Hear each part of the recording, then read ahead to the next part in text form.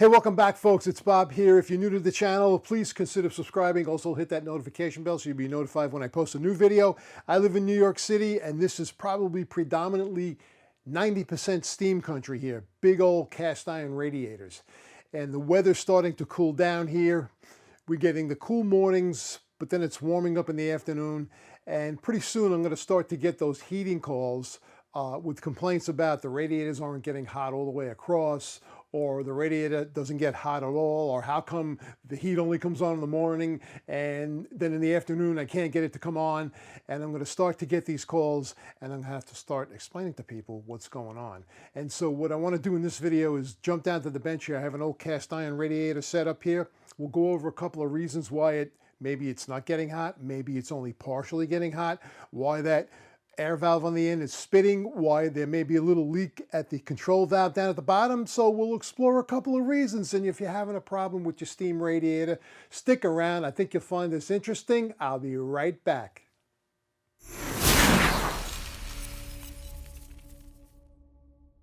All right, now this may look familiar to a lot of you guys. This is a cast iron radiator. This is a small one. They come in all sizes, all shapes. But this is a typical radiator I find in a lot of homes here in my service area. And in the fall, one of the most common complaints is I get, the radiator's not getting hot. And before we move on to some of the more important reasons as to why that happens, first thing I'll ask the people to do is, did anybody put a hand on this valve here and shut it? You got to make sure this valve is open. So the first thing you want to do is make sure the valve is open all the way. Sometimes people get hot in a room and they shut it, and then the following heating season they forgot that they shut it.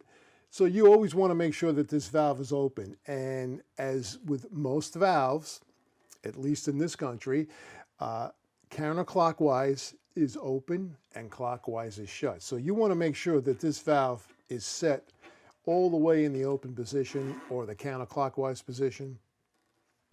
These should be left on at all times. And these are steam valves. These are service valves. These valves on the bottom of your radiators that allow the steam to come into the radiator are not valves to throttle down the heat. A lot of people are under the impression that you could turn this valve midway or, maybe 3/4 of the way, and that they're going to be able to control the amount of heat or how hot the radiator gets. That is not true. This service valve is meant to be open all the way, okay? When steam comes into the radiator from the heating system, so as the boiler starts to make steam, steam starts to rise and it's pushing air, and it's pushing air out of the air vents. It's going to come out of the air vent. Now, on this particular radiator, I have 2 air vents set up. I'll explain to you why in a second, but the steam enters the radiator. Steam is lighter than air. It's going to start to go up to the upper portion of the radiator, work its way across, and all the while it's going to start pushing the air out the air vent. And at some point, as the steam starts to cool off or emit heat into the room, it's going to condense. Water is going to drop down to the bottom of the radiator.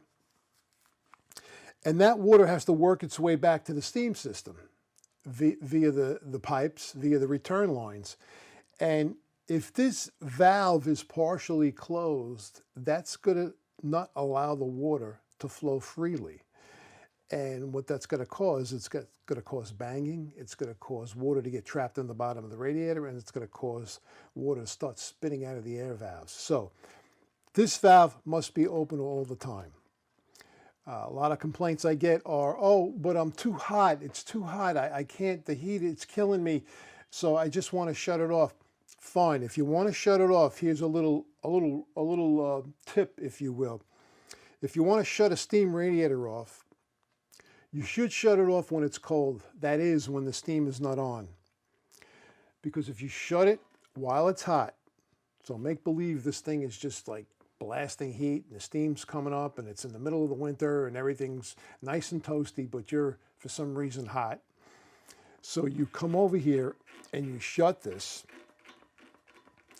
and that's going to keep the steam from coming into the radiator. But what's going to happen is now all that steam that's in that radiator, at some point when the heating system shuts off, And when the room starts to cool down, all that steam in here is going to condense and all that water is going to go down to the bottom of the radiator.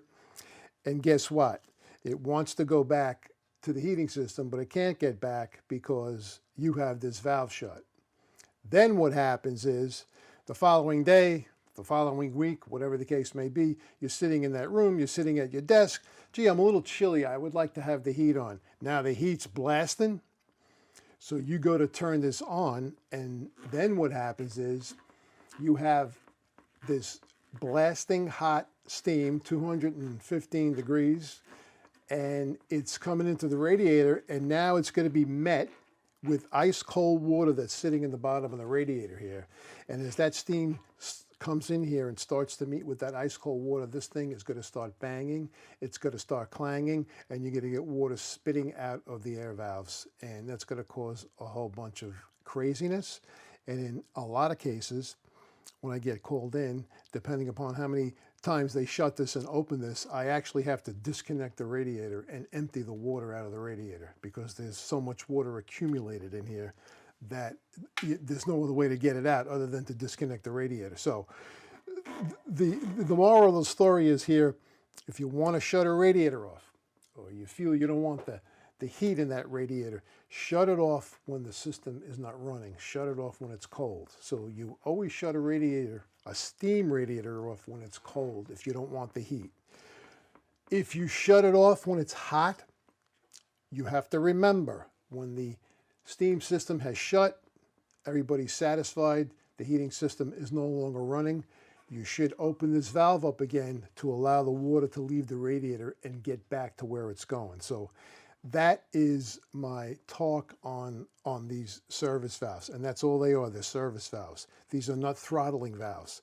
There are other ways you can control the radiator. We're not going to get into that in this video, but for those of you who are wondering, this valve must be open all the time during the heating season.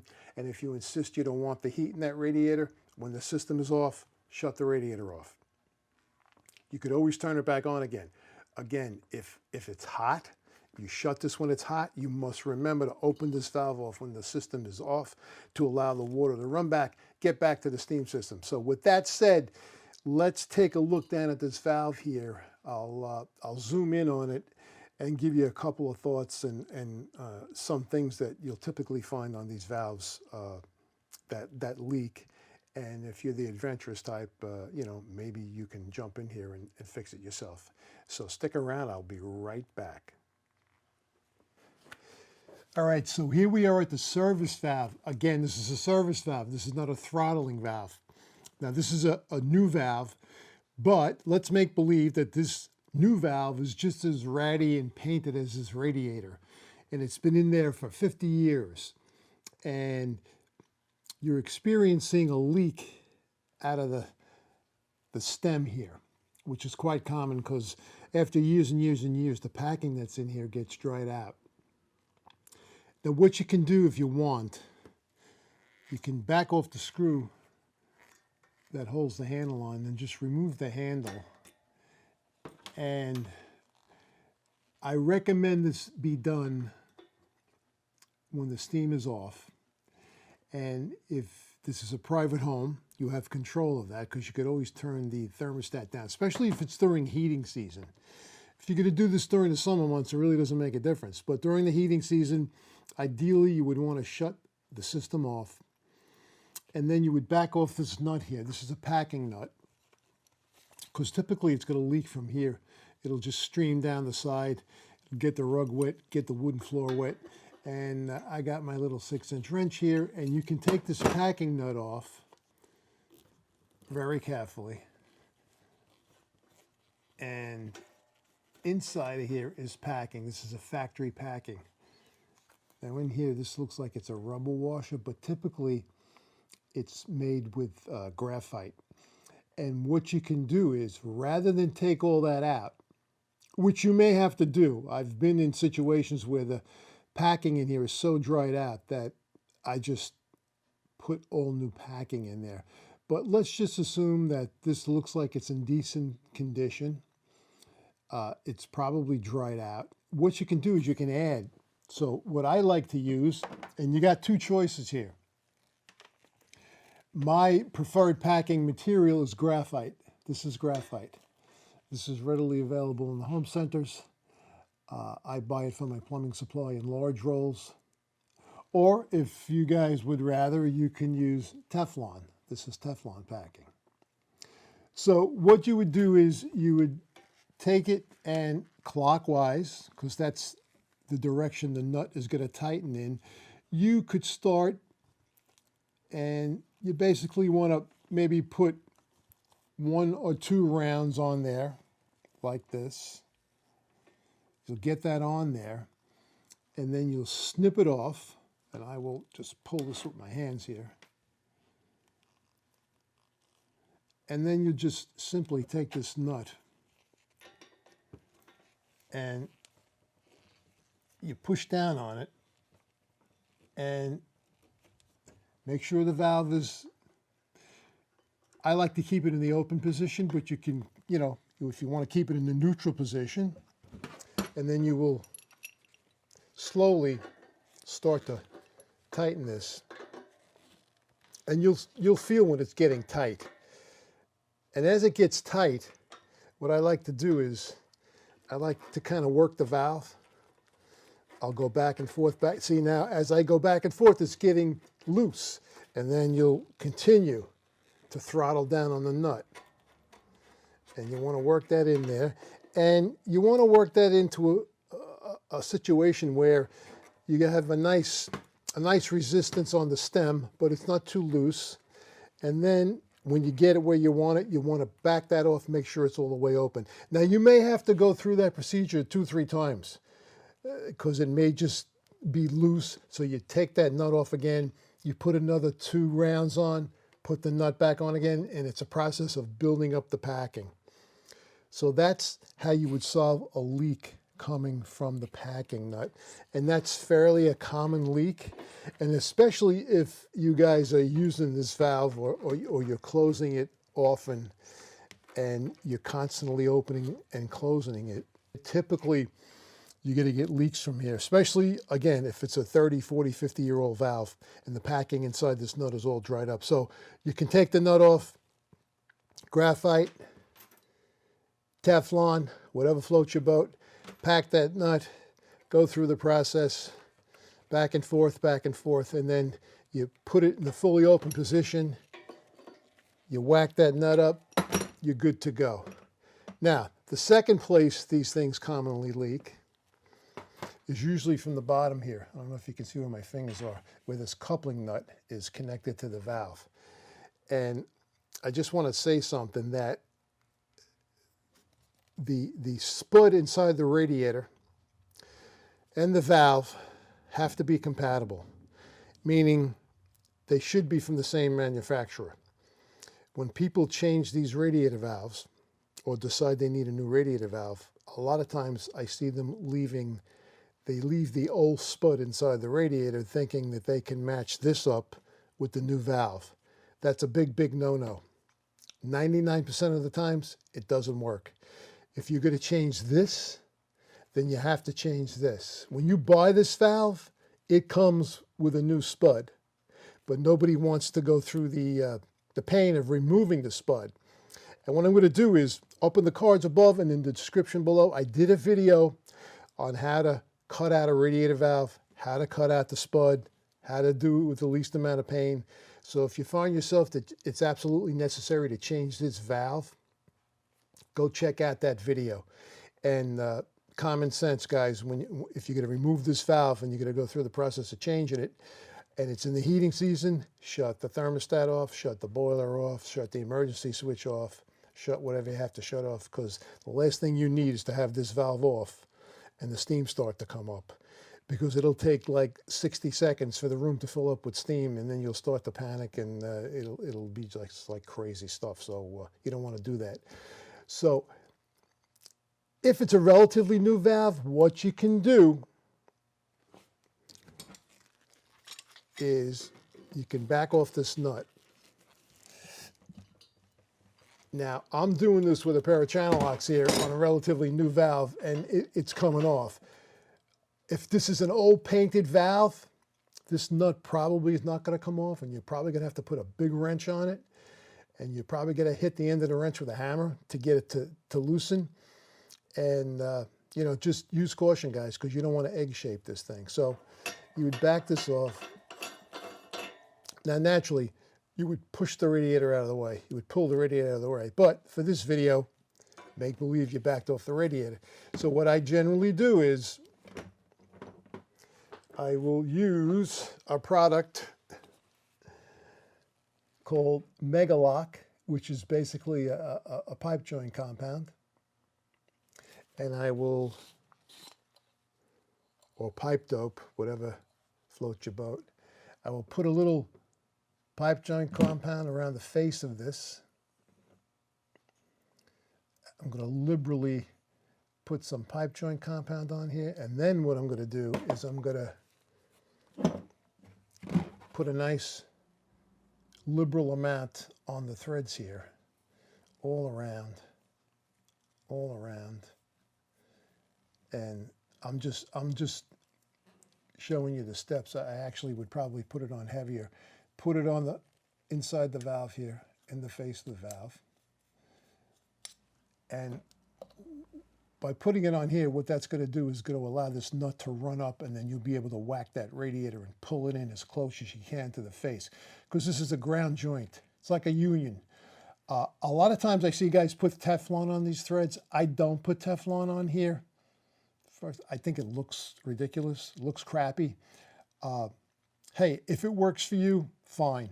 I'm not saying don't use it. I'm just saying I don't use it.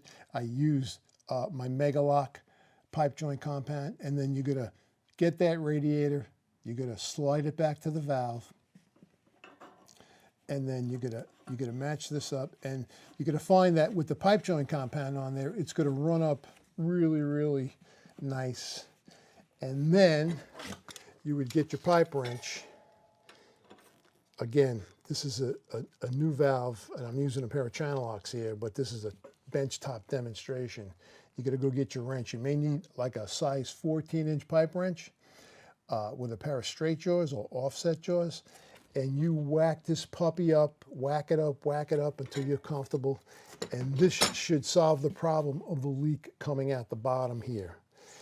If it doesn't, then you're going to be faced with changing this valve. And if you have to change this valve, I suggest you go check out that video I did on how to cut one of these out with the least amount of pain. So you'll check that out. Again, cards up above, description down below. Now let's move to the other end of the radiator, and we'll talk about air valves. So before we hop over there to the air valve, I just wanted to see if I can take this off again and just show you guys something. But I don't know if you can look in there. This valve is fully opened, okay? It appears that it's not fully open, but the disc in there doesn't completely go all the way up to the top. So in the fully open position, this looks as if it's closed. I gotta get my light right. I don't know if you can see that. You see the disc inside there? So if you try to throttle this down, or you close it halfway, you can see what's happening there. That disc goes down, and just imagine the steam trying to get in while the water's trying to get out. It's just not going to work. That's why these valves are not meant to throttle down the heat. You have to keep these, again, in the fully open position. And in the fully open position,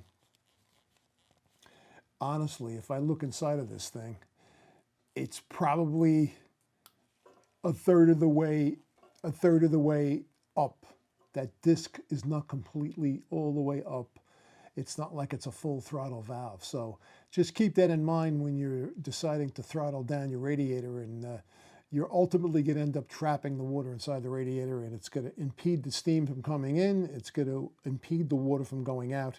So again, all the time on. A steam valve must be all the way on or all the way off.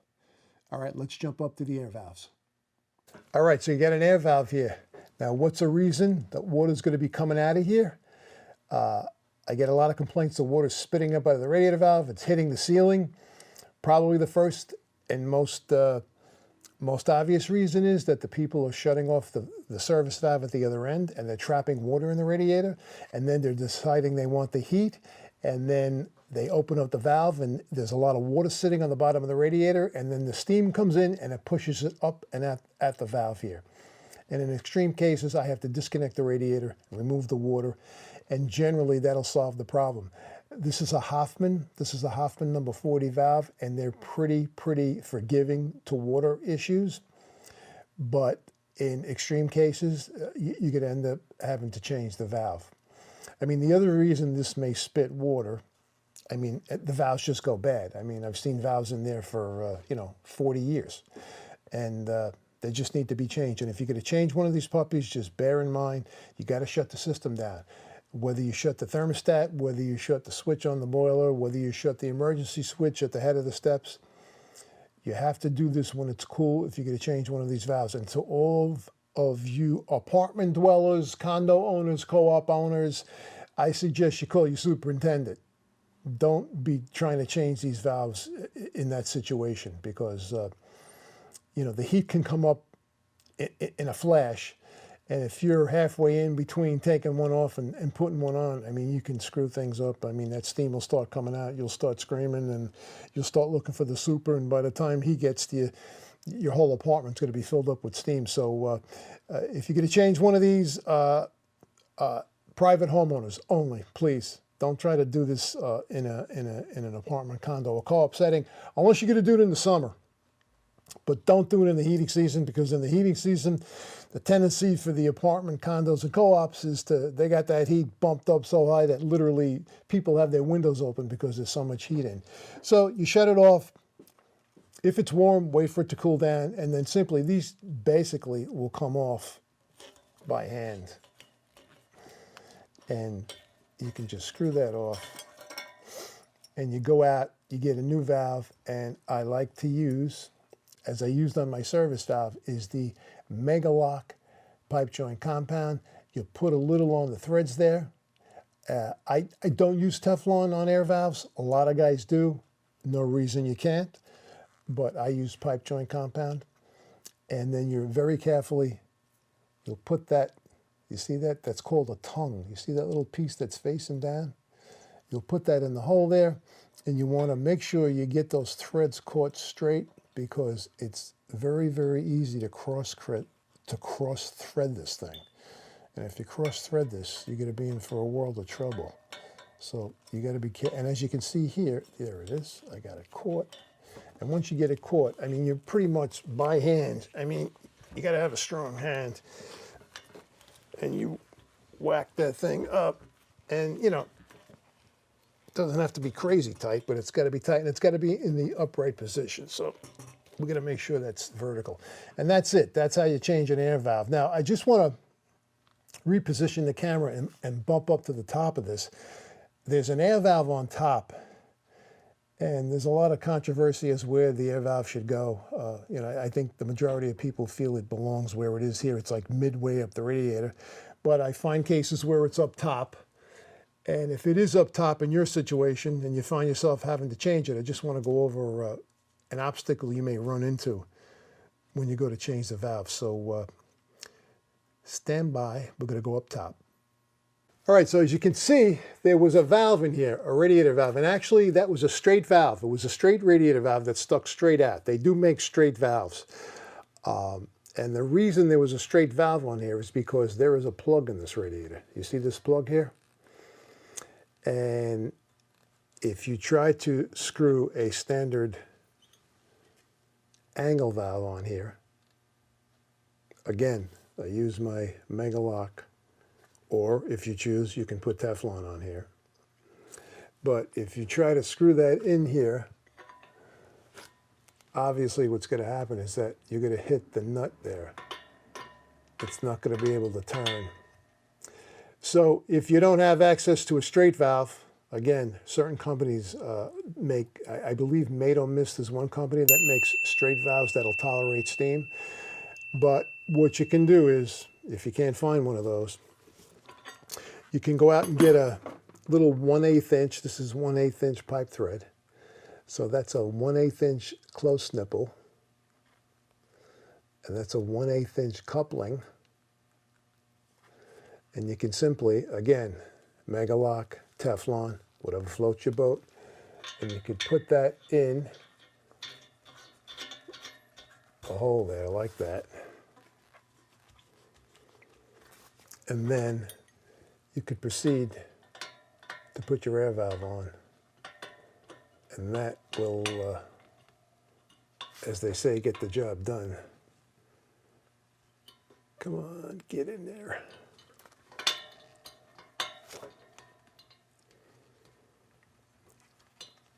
You get the idea. And there you go. So again, and this is a Gorton valve. This is typically, a premium valve, but not as tolerant of water as the Hoffmans are. So once these start spitting and spewing water, generally it's just time to change them. And that is how you get around the obstacle if you have a plug in the top of the radiator and you want to change this valve. And just for the record, if you're thinking about putting that Hoffman valve up here on this extension, it's not going to work because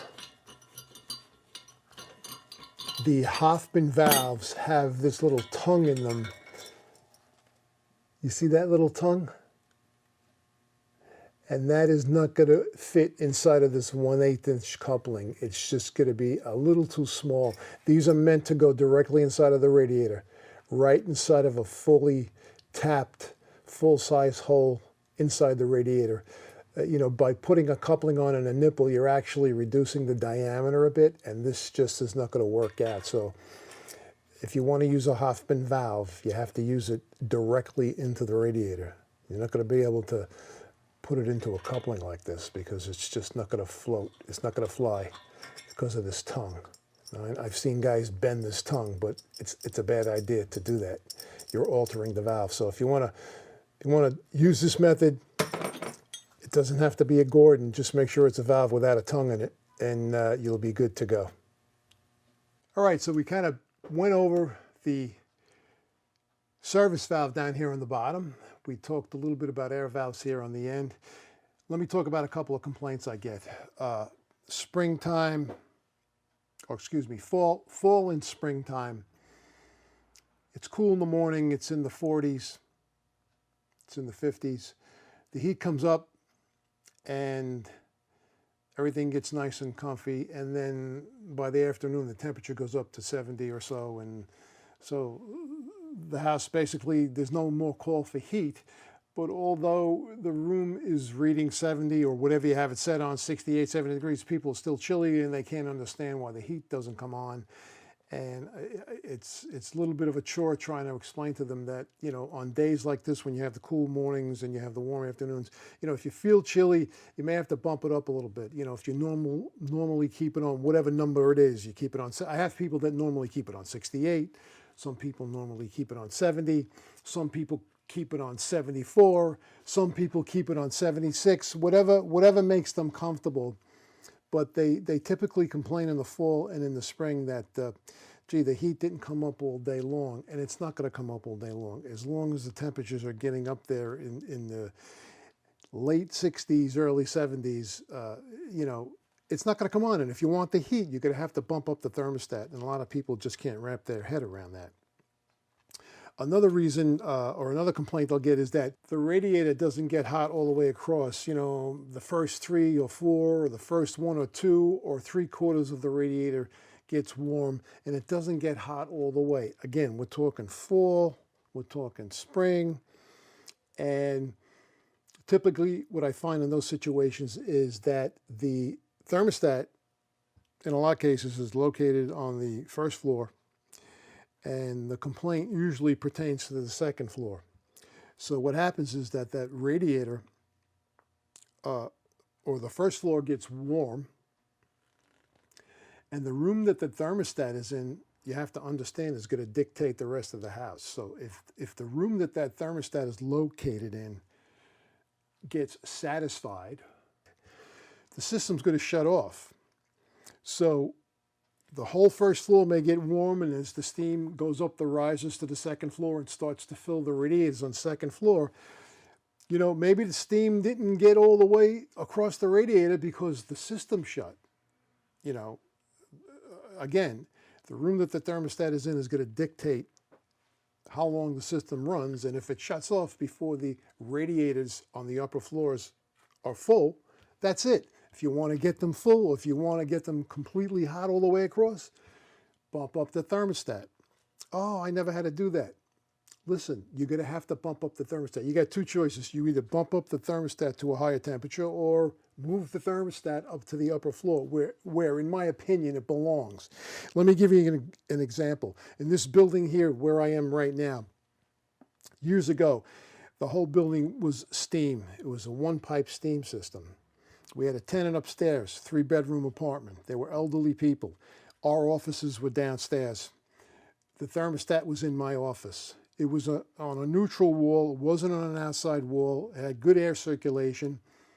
And basically, when the room downstairs got warm, the heat shut. And these people, being elderly, were always freezing. I can tell you that right after Labor Day, they used to, you know, start complaining that they were cold upstairs, and we found ourselves having to bump up the thermostat downstairs to, God, 76, 78 degrees so that the heat would get up there and keep them warm. Meantime, downstairs we were dying. It got to the point where at one time we actually shut the radiator off in the room where the thermostat was, which is what I tell people to do sometimes. If you have an overly sized radiator and that room is getting warm quickly, you know, that's going to dictate the rest of the house. And if you shut that radiator off in that room, you know, that kind of balances things out and the system will run longer and everybody will be happy. But it got to the point where I actually couldn't take it anymore and actually ripped the one-pipe steam system out of this building. And now we have two completely separate heating systems. We have hot water hydronic heat with baseboard heat. And I gave the tenant their own boiler, their own baseboard, their own thermostat, and so that they could turn the heat up and have a ball, and they could be nice and toasty warm in September. And it gave us relief down here. And downstairs, what I did was on the first floor, I put another hot water boiler in, and I separated the front and back offices via zone valves so that the front can have their own, because I have the front office here rented out to someone, and I occupy the back office. So the room that the thermostat is in is going to dictate what's going on. I typically tell people you really should locate it on the second floor. If you don't want to do that, I get it. But if you don't want to do that and your second floor, whether it's your tenants or whether it's your bedrooms or whether it's your kids, you know, if they're complaining that they're cold, you're going to have to bump the thermostat up. Another thing you want to keep in mind is you don't want to keep the thermostat, you don't want to locate it on an outside wall. A lot of these old houses, they have uninsulated outside walls. So that's going to, the problem that's going to bring up is that it's going to be cool, and that thermostat's going to be calling, and you're going to get an overheating situation where, you know, the thing is cooling down and the heating system's always coming on. You want to get that thermostat on an interior neutral wall where it's got good airflow, circulation. You don't want to put it behind a door. You don't want to put it certainly above a radiator. You put it above a radiator, the heat's never going to come on. I've been in situations where the people have it in the corner between two walls, and then they caddy corner put their television, and the televisions throw off heat. And that just keeps it. I have one customer that complained that his sister's always freezing. I don't understand it. I have the thermostat on 75. I go there with my, you know, digital thermometer, and I said, listen, it's like 80 degrees in the corner here. It's never going to come on. You got to bump it up. I don't understand it. Listen, either move the TV or move the thermostat. And that's pretty much it, guys. I mean, these are some of the things or some of the complaints that go on with me. And again, you know, if a radiator is not getting hot all the way across, listen, there's always the possibility that the air valve gave up the ghost in the middle of the heating cycle and they just decided to clog up and stop working, and that's why the radiator is not getting hot. You know, rare, very rare. Another thing you want to watch out for too is, as you can see, this radiator was painted. Actually, you're looking at the side that was up against the wall. I'm facing the side that was painted, but you know, people paint everything. They paint the air valves, they paint everything, and they actually paint over the little hole in the air valve, and the air can't come out. So, you know, I often find the holes painted over, and I'll go there with a little a pin, a hat, you know, a hat pin, and poke a hole in there, and before you know it, the air starts coming out, the radiator gets hot. So some things to look out for. Again, the thermostat location is actually a key thing. You want it on an interior neutral wall. It's got to be open to good air circulation. You don't want it above a television. You don't want it above a radiator. If it's in a room with an oversized radiator that gets hot really, really fast, you may want to consider shutting that radiator off, or consider changing the air valves. You could pretty much slow up how fast the steam gets into the radiator by you know, sizing the air valves correctly. But in extreme cases, I'll tell people to shut the heat off, and after they do that, they tell me, gee, everything's working great. You know, the house is nice and toasty warm. The people upstairs aren't complaining because they shut that off. That's it. You don't want to put the thermostat next to a window, a drafty window, where you have cold air blowing on it all the time. In that case, you're going to have nobody complaining because the heat's going to be running consistently, but you're going to be, you know, you're going to have to take out a mortgage to pay your gas bill. So guys, that's about it. I mean, if you have any questions or I didn't make anything clear, just go to the comments down below. Say, Bob, you know, what about this? What about that? You didn't go over this, and you know, I'll answer you. Again, the heating season's coming into fruition here. I'm going to start getting busy. I usually, you know, check my YouTube in the morning, or I check my YouTube comments later in the day, and I try to get back to you as best as possible. So there you go, guys. Some reasons why that steam radiator may not be working. You may not be crazy. You may have a situation where you know, you have to go in there and look at it and make a correction, but it's not really all that difficult to do. And in my opinion, again, cast iron radiators are the best. I mean, once even the system shuts off, these things just continue to throw off heat. They retain heat very well, unlike, you know, baseboard heat, which pretty much heats faster, but it also dissipates faster. So guys, again, I want to thank you for stopping by, and I hope to be seeing you real soon. So as you can see, there are several reasons why your radiator may not be working. I get most of my complaints in the fall, just when the heating season is starting to come in, and also in the spring when the heating season is starting to come out. That's when I get all the complaints about the partially warm radiators, or I get no heat on the second floor. And it's just, that's the nature of the beast. You know, during the winter when these systems are up and running, you know, for a good part of the day, I have very little complaints aside from maybe an air valve that's hissing or a control valve that's leaking. Listen, I want to give you a source if you're really interested in learning about steam. The best source you can find is a book by a gentleman called Dan Holohan. He wrote a book called The Lost Art of Steam Heating. I'm going to link it up in the cards up above here, and it'll give you answers to questions that you never thought even existed. That is the Bible of steam heat. I use it as a reference book whenever I come across a problem job. So I highly recommend it. And just so you know, full disclosure, I'll leave a link down below, and that's a link, you know, to Amazon. I do get a small commission if you decide to purchase the book. It's not going to cost you any more. I just get a small commission, which helps me produce these videos. And that's it. So guys, I hope I answered some questions you had. And if you still have more questions, you can always reach out to me. You can reach out to me in the comments. I'll get back to you. I try my best to get back to everybody that leaves a comment down below. I want to thank you guys for stopping by once again. Don't forget, if you're not subscribed, subscribe to the channel. Hit that notification bell, and don't forget to hit that like button. When you hit that like button, YouTube puts these videos in front of more eyes. Folks, keep an eye out for one of these videos that are going to pop up somewhere, I think on either side of me. One of them I chose, one of them YouTube chose. I want to thank everybody for stopping by. I look forward to seeing you in my next video. Stay well, and as always, happy plumbing.